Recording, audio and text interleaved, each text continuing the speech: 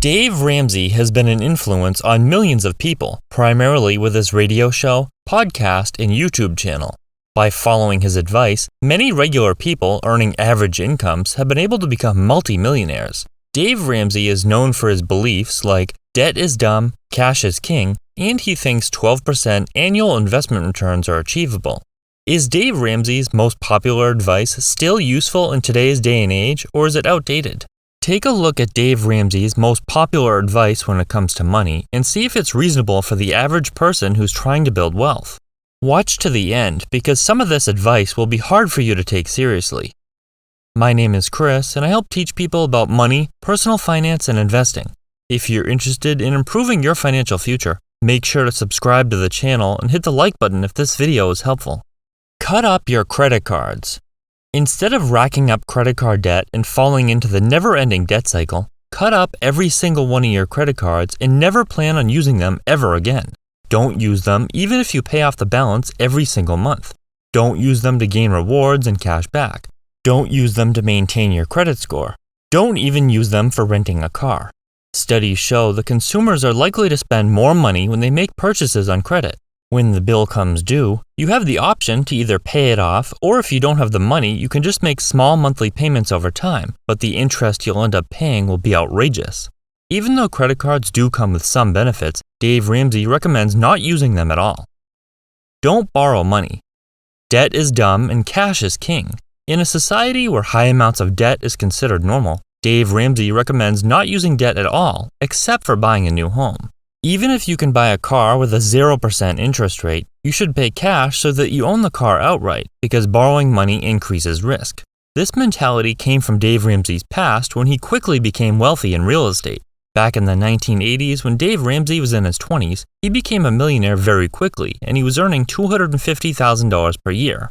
He controlled over $4 million in real estate, which was a lot considering property prices at the time. However, he was highly leveraged, creating a recipe for disaster. The bank called his loans, giving him a deadline in the near future, in which he needed to repay all of his debts, causing him to go broke nearly overnight. His net worth is now over $200 million, and he doesn't have $1 of debt. Pay off debt using the debt snowball. The debt snowball is a debt payoff strategy that Dave Ramsey prefers, even though it's more emotional than mathematical. Using the debt snowball means you list your debts in order from smallest dollar amount to the largest dollar amount. Make extra payments on the smallest debts, like credit cards, and work your way up to the largest debts, like a mortgage. This strategy doesn't consider interest rates at all, unlike another popular strategy, the debt avalanche. The debt avalanche consists of listing debts from largest interest rate to smallest interest rate. With the debt avalanche, the idea is that you'll be saving on interest. Dave Ramsey isn't concerned with the interest rates because he believes that the debt snowball is better psychologically because the total number of debts you have will be reduced faster. Never buy a new car. Well, at least until you're a millionaire. Then it's okay as long as you pay cash and it's only a very small percentage of your net worth. New cars typically lose value at a much faster rate than used cars, which can counteract financial progress. Adding to this recommendation of not overspending on a new car, Dave Ramsey says that the total value of all the vehicles you own should never be more than half of your annual income. This is just another way of ensuring you're not overspending on vehicles and losing all of your money to depreciation. Put simply, you don't want all of your vehicles losing value faster than you can earn money and make financial progress.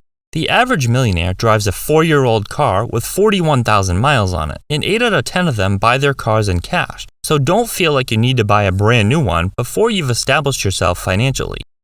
Forget your credit score. This is a little backwards to the advice of opening a credit card as soon as you turn 18 so you can build up your credit. Having excellent credit means you're more likely to qualify for loans, and your interest rates will be more attractive, but Dave Ramsey claims you don't need a credit score at all. Buying a car? Your credit score doesn't matter because you're going to be paying cash. Getting a mortgage? You still don't need a credit score. You just need to find a no-credit mortgage lender who uses a process called manual underwriting. Instead of looking at your credit score, manual underwriting looks at payment history on your costs such as rent, utility bills, insurance, and other bills. Live like no one else. Live like no one else now so that later you can live like no one else. In other words, be frugal, Make smart money moves and plan now so that in the future you'll be debt-free and have money set aside to live comfortably. When you decide to live like no one else, you're essentially deciding to put your money to work for you instead of the other way around and becoming a slave to debt and bills. Instead of being broke due to overspending and having a long list of debt payments, you can pile that money into investments that will grow and provide income for you to buy and do the things you wish to in the future. Don't shoot the goose. The main idea of retiring on portfolio income is not depleting the value of the investment. Don't shoot the goose that's laying the egg. A 4% withdrawal rate is widely accepted as a safe withdrawal rate, but Dave Ramsey believes you can withdraw more than that. For example, if your investments average 12% per year, which he believes is reasonable, you can safely withdraw 8% per year. He has also said on his radio show that if your portfolio earns a 10% return, you can withdraw 10% per year. It's important to remember that even if your portfolio remains the same dollar amount each year after withdrawing your retirement income, its value will decrease due to inflation. For example, the purchasing power of $1 million will be halved every 18 years, assuming a 4% inflation rate. Invest in mutual funds. Dave Ramsey recommends investing in growth stock mutual funds inside a 401k or IRA. He suggests splitting your money equally across 4 different variations of these growth stock mutual funds, including growth and income, growth, aggressive growth, and international. Dave Ramsey doesn't recommend putting money in bonds, annuities, CDs, single stocks, or REITs, but instead suggests keeping everything in the mutual funds mentioned. Despite ETF and index funds that track the market being offered at lower cost than traditional mutual funds, which are generally actively managed, Dave Ramsey does not recommend them. Others argue that the higher expenses associated with mutual funds will negate any investment outperformance. According to NerdWallet, the average expense ratio for a mutual fund is 0.82% compared to just 0.09% for index funds.